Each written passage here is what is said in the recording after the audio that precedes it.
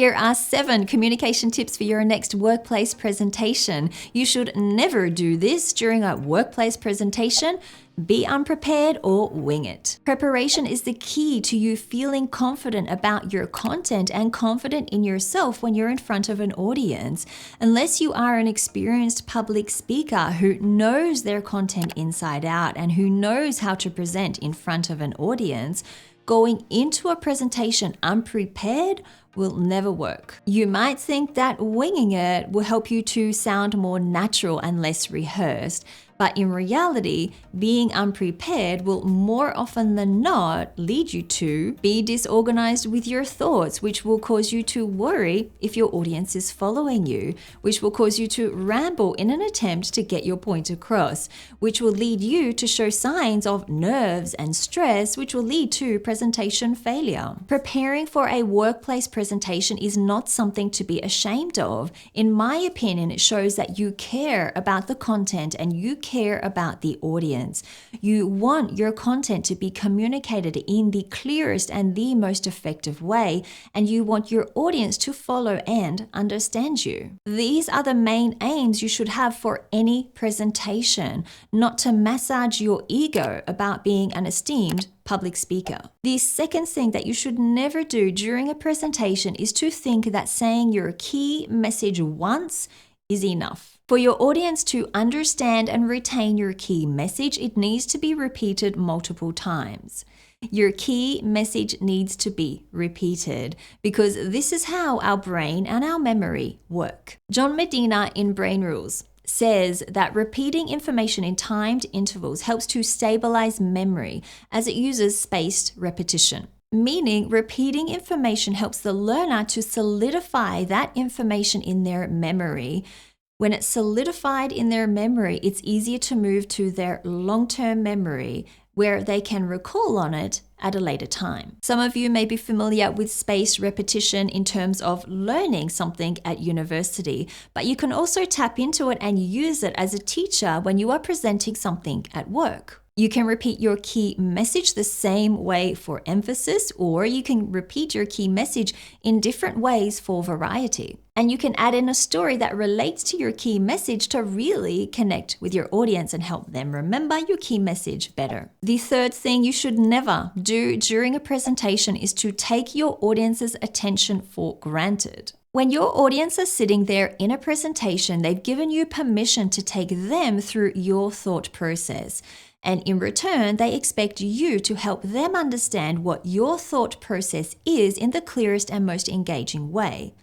Otherwise, this implied permission can be taken away from you at any moment. If you misuse your audience's attention by confusing them or by boring them, they'll switch off and you'll no longer have access to their attention. This is the consequence of being unprepared and winging it, so make sure that you respect your audience and respect the permission that you have been granted. The fourth thing you should never do during a presentation is to give details before meaning. In other words, don't jump into the finer details of what your key point is before you give an overview of that key point. Why? Because your audience need to know where you are taking them.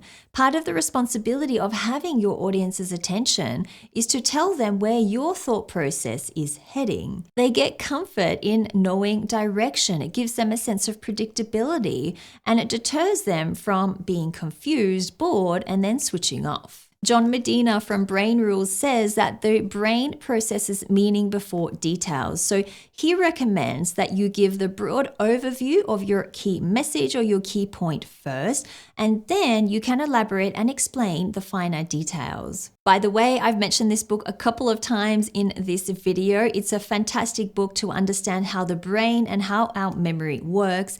If you are interested in reading it, I'll put a link in the description below. The fifth thing you should never do during a presentation is to hurry the opening or the closing of your presentation. Some people say that your audience will remember 2 things in your presentation: the opening and the closing of your presentation. These are the 2 areas where you have the biggest opportunity to make the most most impact. So you need to be extra prepared for the opening and for the closing, and you need to take time to complete them well. Make sure you prepare an opening that will grab your audience's attention and get them interested in the rest of your presentation. Make sure you prepare an impactful closing that summarizes your key points and motivates or inspires or gets people to take action. Don't hurry the opening or the closing of your presentation. This will make you look nervous, or it might make you look like you're in a hurry to get somewhere else. The sixth thing you should never do during a presentation is to read from your notes. The act of reading from your notes does 4 detrimental things. First, it makes you look like you do not know your content. It makes you look like you are nervous. It creates a barrier between you and your audience, and it breaks eye contact between you and your audience as well, which means you cannot form a connection with them. Appearing knowledgeable, confident, and forming a connection with your audience are crucial to the success of your presentation. If you want your audience to walk out raving, "She was an amazing presenter," or "I felt like he was talking to me," you must not read from your notes. Yes, this requires you to know your content and to practice, but at the end of the day, that is a responsibility of being a presenter. It's not a given that people will love you. It's not a given that people will connect with your content. You need to earn that love. You need to earn that connection and earn that respect. And you do that by learning your content, by knowing your presentation, not reading from your notes verbatim. The 7th thing you should never do during a presentation is to be a stick, meaning you should never stand on stage in front of your audience like a stick, not move around and not have any life in you at all. I know that nerves might cause you to feel uncomfortable, and that can lead you to not move around very much at all. You might feel too scared to take a step or two around the stage. But remember that you will not connect with your audience if you don't show any signs of life. If you don't move around, your audience won't be able to read your emotions. They won't tap into the passion that you have for your content, which means they will tune out and you'll be heading towards presentation failure. So how can you show signs of life as you present? Well, you need to own the stage. You need to walk around the stage as you present and really own it. You need to use hand and arm gestures to emphasize things as you are explaining it to your audience. You need to use facial expressions to convey the message and to convey the emotion that you are explaining to them. You need to use the pause for added emphasis, and you need to use voice variations to act lively and to sound lively as you present. If you want to know how to use movement when you are presenting, then you need to watch this video up here. If you want to learn a 3-step structure on how to organize your presentation, then you need to watch this video up here. Thank you so much for watching this video. I hope you got a lot of valuable tips from it. If you did like it, please hit the like button below. Subscribe to my channel for more content like this every week that will definitely help you in your leadership journey.